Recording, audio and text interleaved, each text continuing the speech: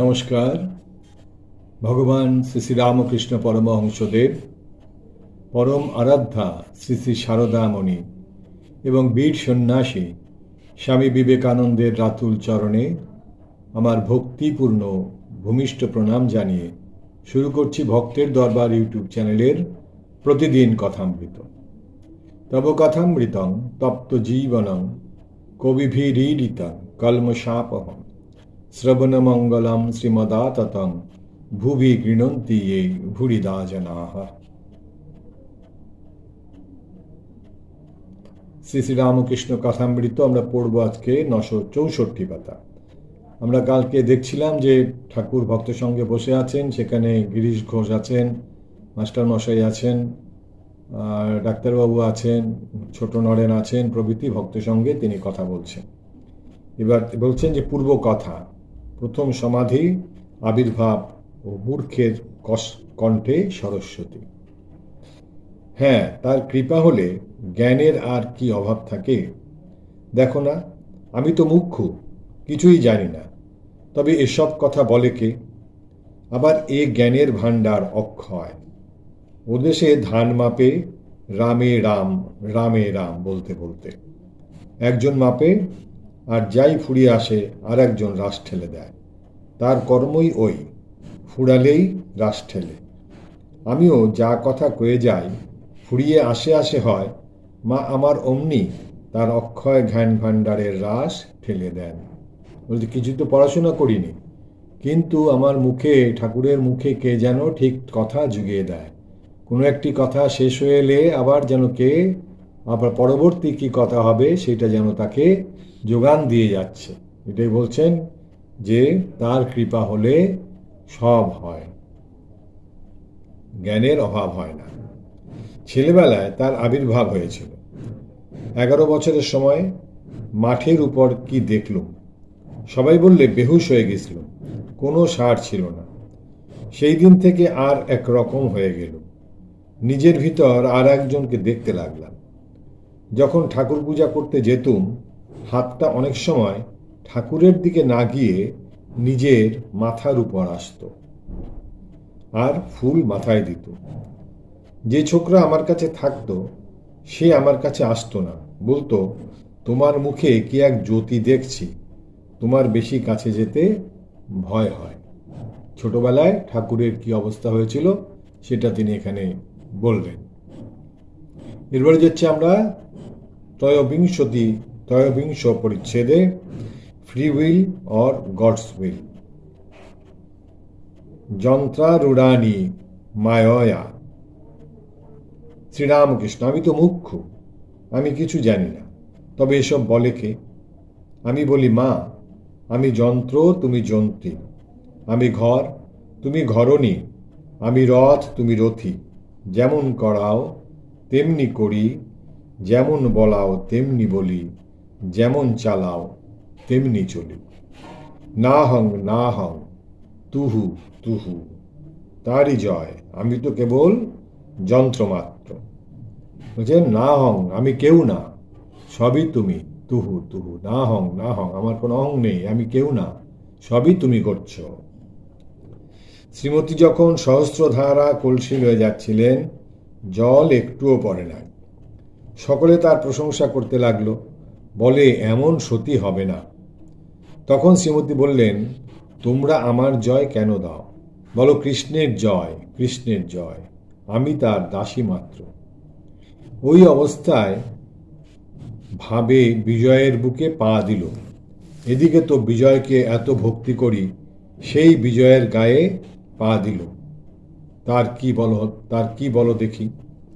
Doctor, তারপর সাবধান হওয়া উচিত। শ্রীরামকৃষ্ণ হাত জোর করে, আমি কি করব? সেই অবস্থাটা এলে বেহুশ হয়ে যাই, কি করি কিছুই জানতে পারি না। ডাক্তার, সাবধান হওয়া উচিত, হাত জোর করলে কি হবে? সাবধান হতে হবে। শ্রীরামকৃষ্ণ, তখন কি আমি কিছু করতে পারি? তবে তুমি আবার অবস্থা কি মনে করো? যদি ঢং মনে করো তাহলে তোমার সায়েন্স ফায়েন্স সব ছাই পড়েছে। যদি আমার অবস্থাটাকে, ডাক্তারকে বলছেন, যদি আমার অবস্থাটাকে তোমার মনে হয় এটা ঢং করছি, তাহলে বলছে তাহলে তোমার ওই সায়েন্স ফাইন্স ছাই, কিছুই না সব।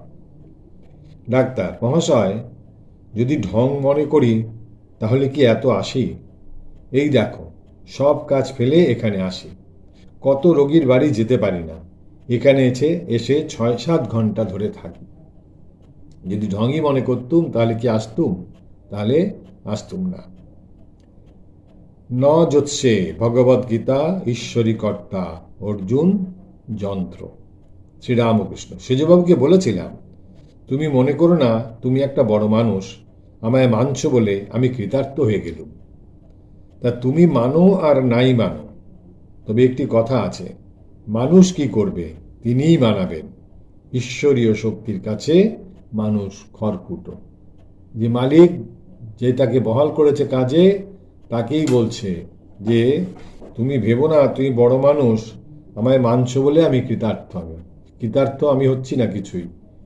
হ্যাঁ, বলছেন ঈশ্বরীয় শক্তির কাছে সব মানুষ খড়কুটোর মতো হয়ে যায়। ডাক্তার, তুমি কি মনে করেছ অমুক মার তোমায় মেনেছে বলে আমি তোমায় মানব? অমুক মার তোমায় মানে মার বংশের এই সেজবাবু টাবু এরা হচ্ছে সব মার বংশের লোক। তা ডাক্তারবাবু বলছেন ওরা মেনেছে বলে আমি তোমায় মানবো, সে কথা ভেবো না, আমি মানছি, আমার মনের মধ্যে হয়েছে তাই সে মানছেন। বলছেন তুমি কি মনে করেছো অমুক মার তোমায় মেনেছে বলে আমি তোমায় মানব? তবে তোমায় সম্মান করি বটে, তোমায় রিগার্ড করি, মানুষকে যেমন রিগার্ড করে। শ্রীরামকৃষ্ণ, আমি কি মানতে বলেছি গো? গিরিশ ঘোষ, উনি কি আপনাকে মানতে বলেছেন? ডাক্তার শ্রীরামকৃষ্ণের প্রতি, তুমি কি বলছো ঈশ্বরের ইচ্ছা? শ্রীরামকৃষ্ণ, তবে আর কি বলছি, ঈশ্বরীয় শক্তির কাছে মানুষ কি করবে?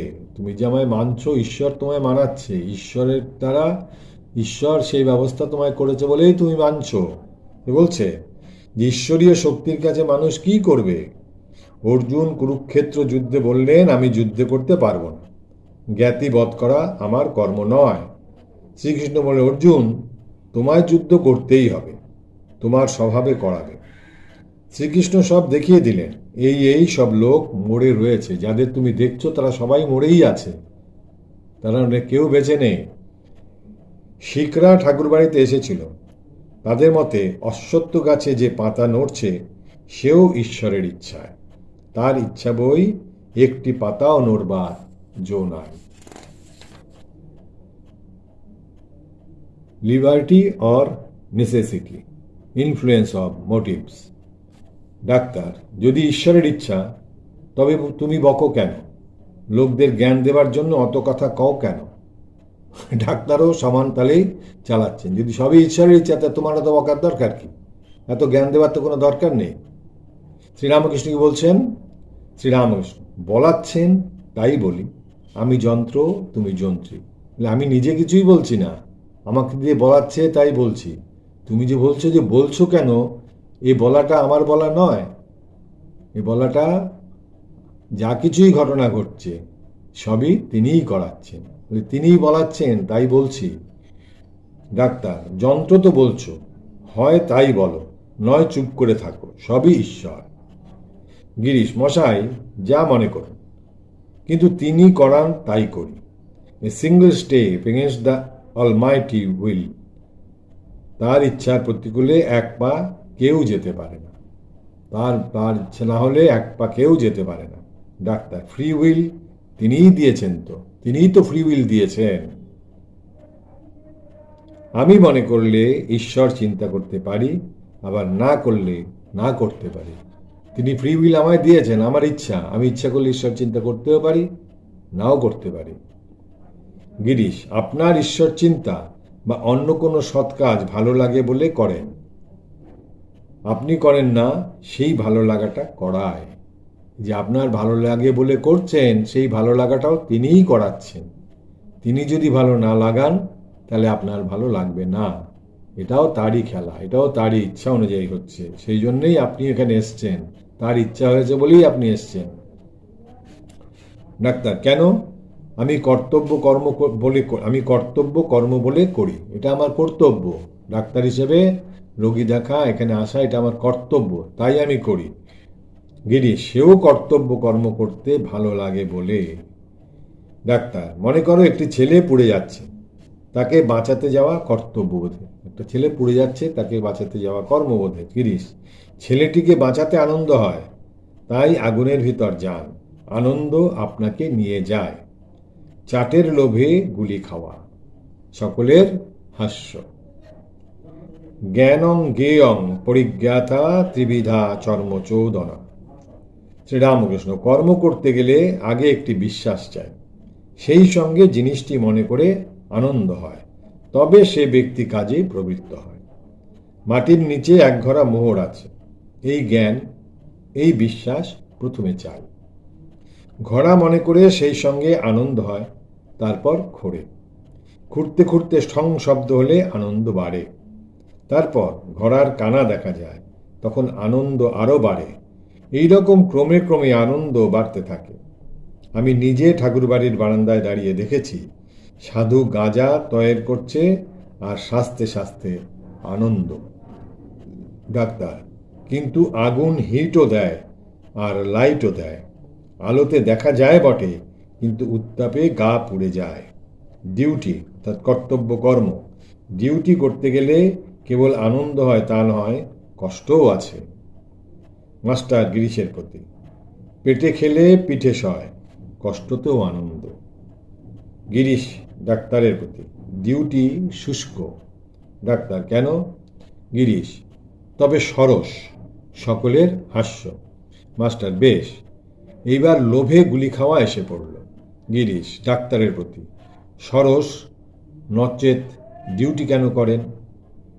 ডাক্তার, এইরূপ মনের ইনক্লিনেশন, মনের ওই দিকে গতি। মাস্টার গিরিশের প্রতি, পোড়া স্বভাবে টান। হাস্য, যদি একদিকে ঝোঁকি অর্থাৎ ইনক্লিনেশন হলো, ফ্রি উইল কোথায়? ডাক্তার, আমি ফ্রি একেবারে বলছি না, যে একেবারে স্বাধীন সেটা বলছি না। গরু খুঁটিতে বাঁধা আছে, দড়ি যত দূর যায় তার ভিতর ফ্রি। দড়ি টান পড়লে আবার সেই ফ্রিনেস শেষ হয়ে গেল। শ্রীরামকৃষ্ণ ও ফ্রি উইল, কি বলছেন শ্রীরামকৃষ্ণ? এই উপমা যদু মল্লুকে বলেছিল ছোট নরেন্দ্রের প্রতি। এ কি ইংরেজিতে আছে? ডাক্তারের প্রতি, দেখো, ঈশ্বর সব করছেন, যিনি যন্ত্রী, আমি যন্ত্র, এ বিশ্বাস যদি কারো হয়, সে তো জীবন মুক্ত। তোমার কর্ম তুমি করো, লোকে বলে করি আমি। কিরকম জানো? বেদান্তের একটা উপমা আছে। একটা হাঁড়িতে ভাত চড়িয়েছ, আলু বেগুন সব ভাতে দিয়েছ। খানিক পরে আলু বেগুন চাল লাফাতে থাকে, যেন অভিমান করছে, আমি নড়ছি, আমি লাফাচ্ছি। ছোট ছেলেরা ভাবে আলু পটল বেগুন ওরা বুঝি জীবন্ত, তাই লাফাচ্ছে। যাদের জ্ঞান হয়েছে তারা কিন্তু বুঝিয়ে দেয় যে এইসব আলু বেগুন পটল এরা জীবন্ত নয়, নিজে লাফাচ্ছে না, হাড়ির নিচে আগুন জ্বলছে তাই ওরা লাফাচ্ছে। যদি কাঠ টেনে লওয়া যায় তাহলে আর নড়ে না। জীবের আমি কর্তা এই অভিমান অজ্ঞান থেকে হয়। ঈশ্বরের শক্তিতে সব শক্তিমান। জ্বলন্ত কাঠ টেনে নিলে সব চুপ। পুতুল নাচের পুতুল বাজিকরের হাতে বেশ নাচে, হাত থেকে পড়ে গেলে আর নড়ে না, চড়ে না। যতক্ষণ না ঈশ্বর দর্শন হয়, যতক্ষণ সেই পরশমণির ছোঁয়া না হয়, ততক্ষণ আমি কর্তা এই ভুল থাকবে। আমি সৎ কাজ করেছি, অসৎ কাজ করেছি, এই সব ভেদবোধ থাকবেই থাকবে। এ ভেদবোধ তারই মায়া, তার মায়ার সংসার চালাবার জন্য বন্দোবস্ত। বিদ্যা মায়া আশ্রয় করলে, সৎ পথ ধরলে তাকে লাভ করা যায়। যে লাভ করে সে ঈশ্বরকে দর্শন করে, সেই মায়া পার হয়ে যেতে পারে। তিনিই একমাত্র কর্তা, আমি অকর্তা, এ বিশ্বাস যার, সেই জীবনমুক্ত।